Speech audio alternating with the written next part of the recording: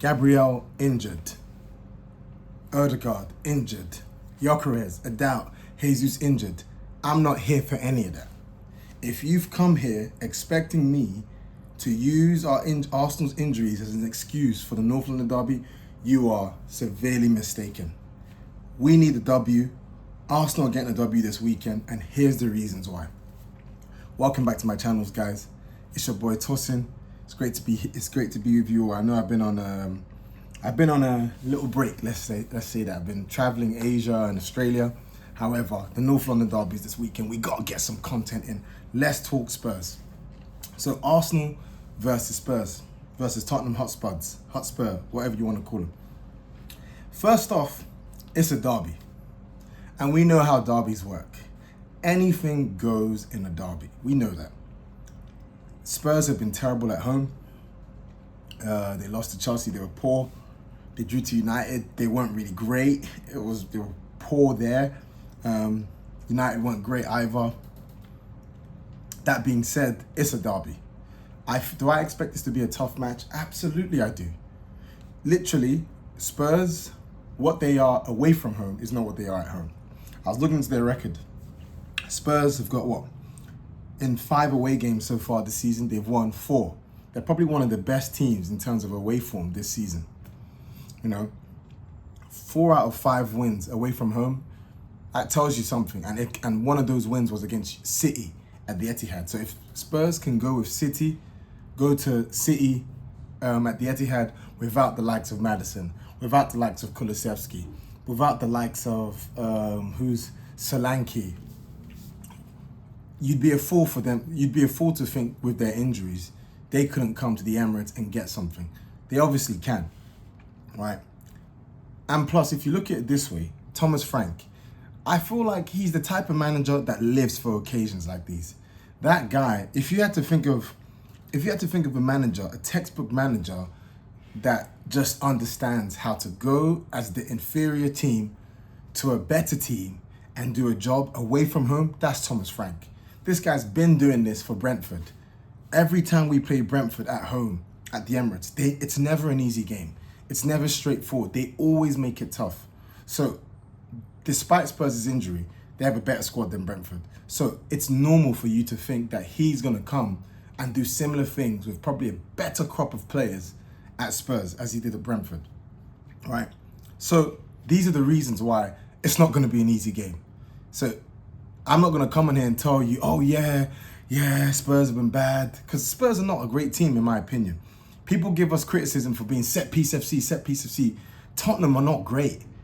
Like, they're a team that don't really create that much. Like, they don't. Like, when I watch them, they look box standard, they look average. Some of the criticism that we get, oh, set pieces FC, we open teams up. We create chances. Yeah, we may score goals from set pieces, but I watch Spurs and I'm like, where's the chance creation? What's happening? But again, I say all of this. This is just a recipe for a tough game in a derby. Like I said, when it's the North London derby, form goes out the window, home or away. Now, we have a really good home record against Spurs recently. I can't remember the last time we've lost a game to them at home. Obviously, we beat them last season. We drew the season before. We beat them the season before that. We beat them the season before that. We've had a couple memorable moments against Spurs at home in the derby. And I expect that to continue. But I just wanted to get that out at the outset. Spurs at home is going to be a tough game. It's going to be a tough match, right? That being said, the Spurs loving is over. Thomas Frank is a good coach. He's a good coach. And that's the reason why I think it's going to be a tough game, because of him. I don't care what Tottenham fans tell me. That guy's a good coach. And he knows how to get the teams defensively robust, right? I'm curious to see what he's going to do. Most likely, he's going to set up the exact same way he set up against Man City.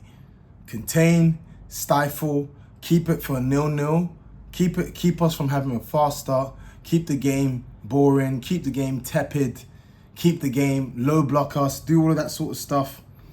I can totally see Spurs doing that. So what's that going to require from Arsenal? We need to be at it from the off. We need to press Spurs high. Because as good as they've been away from home, let's get it straight. The toughest team they've played away from home, fair enough, is City, right?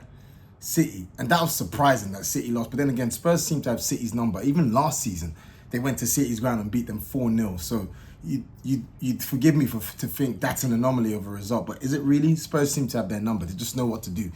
Us at the Emirates is a completely different proposition. We are not Man City, right? Fair enough, they've won trophies, but we are not Man City that had this, this hoodoo when it comes to Tottenham. No, we know how to beat this team, right? So what I want to see from us is we need to dominate this team from the off. We need to press them high, similar to what we did so well against Sunderland. We need to press them high. I want to see the mid. We got to dominate in that midfield. I know the likes of Paulinho. I wouldn't be surprised if he starts Bentancur and Paulinho. I don't think he'll start one of them and Assar for this game. I think he's going to start both of them. So you know what they're going to do. They're going to try and be crunchy, aggressive in midfield, all that sort of stuff. Get stuck into us. It's a derby, but we got to dominate them. I want to see Rice step up. I want to see Zubimendi dominate this midfield. Press them high, pin them in their half. It's going to be a tough game, but this is not Bayern Munich. This is Tottenham Hotspur. We can beat them. We should be beating them at home. And notice, I'm saying all of this I'm speaking this way, despite the fact that Gabriel is injured. Is Gabriel being injured a blow? Absolutely it is. It's a huge blow. Is it enough of a blow for me to think all of a sudden I should question Arsenal's ability to win this game? Absolutely not. Gabriel or no Gabriel, this is a must win. And this is a match I think we're going to win. I want to see a lot from Eze. I need to see something from Eberechi Eze. Right? A lot's been said about his start to Arsenal. I thought for me, his first start was when he came on against Liverpool, he looked good. For me, he looked good. He made a difference. When he came on against City, he looked good. When he had a start against Nottingham Forest, he looked good. Like, the guy looked good. Right? So, even the Newcastle game, his second start for us, I believe. Or was that Athletic? Athletic was his second start. He didn't do that well. But Newcastle, he was good. And I feel like maybe it's him getting used to the way the team plays off the ball, the demands, maybe physically, maybe not at the races. I don't know. But I feel like I'm starting to see his personality less. I remember the Nottingham Forest game. That's a good game to use as a sample, right? For the point I'm making. The Nottingham Forest game, I saw Eze's personality, getting the ball, dropping the shoulder, trying to beat his man, doing things. I feel like now I'm not seeing his personality as much. Maybe he's being told, hey, keep the ball. Hey, play a structured way. I don't know. Maybe, but what I do know is, hey, we bought him as a player who can go out there and express himself and show his personality on the pitch. So I want to see that against Spurs. I would love nothing more for him to dunk on the team that he rejected. I can totally see that happening. All right, but I need to see more from him. Right? But like I said, notice I've not spoken about the Gabriel injury. I do not care. If and I'm going to touch on the injuries later, right? But if we've spoken so much about our depth this season, not just us, rival fans. We've spoken so much about the squad, the quality, all this. So now don't turn the tables.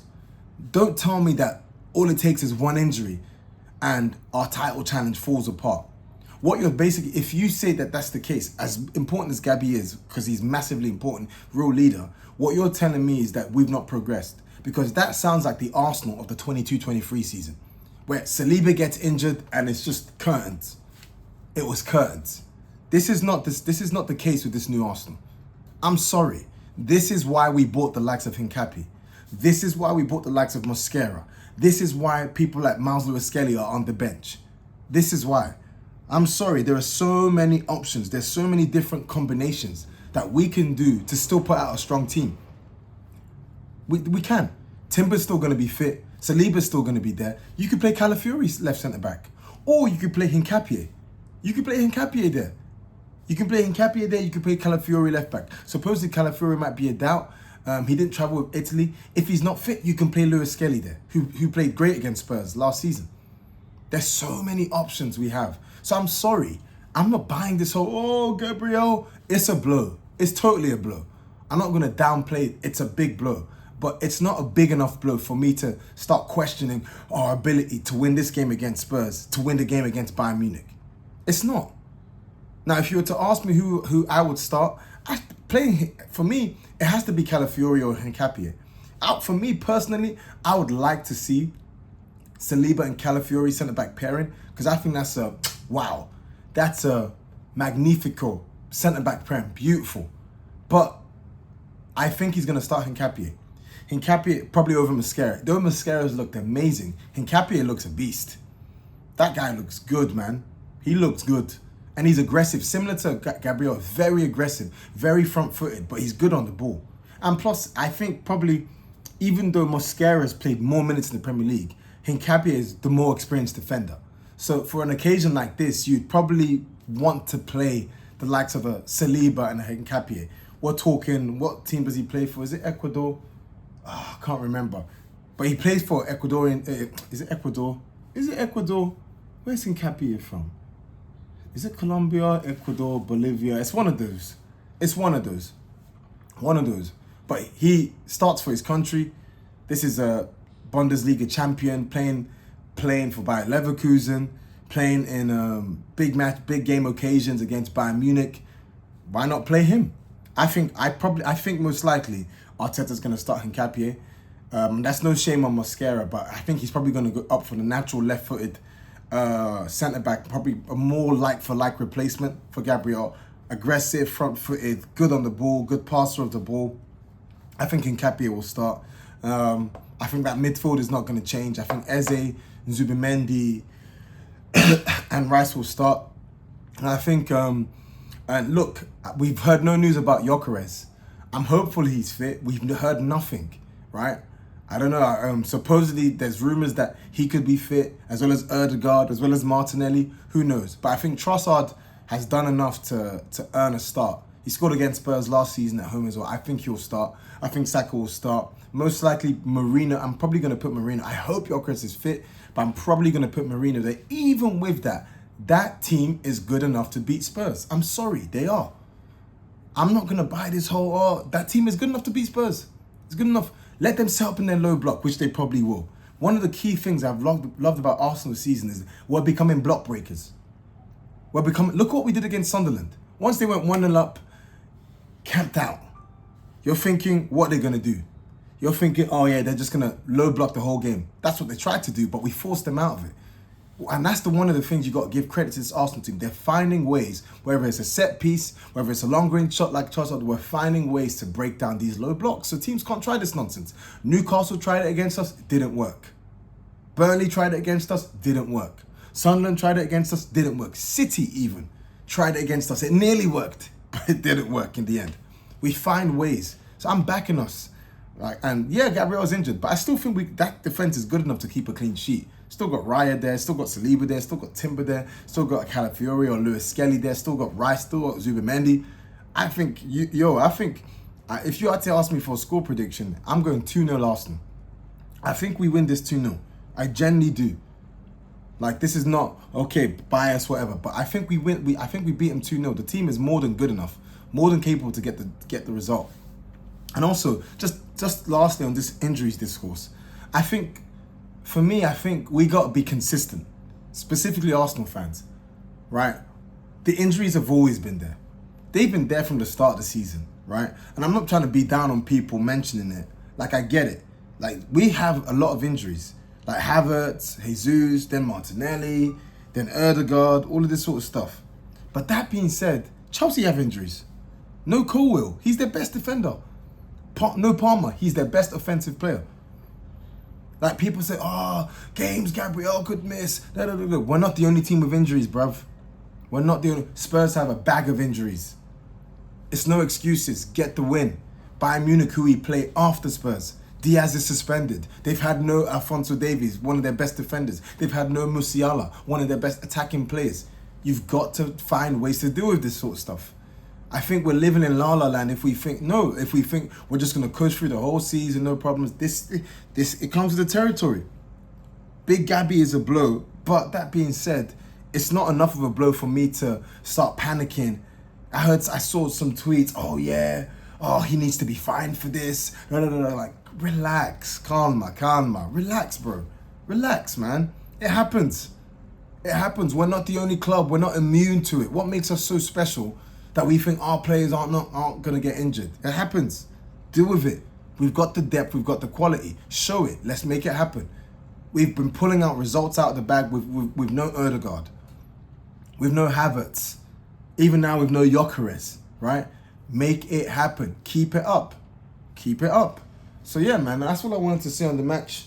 Anyways, guys, thank you for listening. I know it's been a while. Been enjoying myself too much here in Thailand and then previously in Australia. I'll be watching the match 11:30 my time, Sunday night before I fly back. So yeah, hopefully we win. I think we're going to win. I think we're going to do it. Let me know what you guys think about the pre-match discourse. Anyways, guys, much love. Thank you for the likes, shares, the subscribes. All the best. Take care. See ya.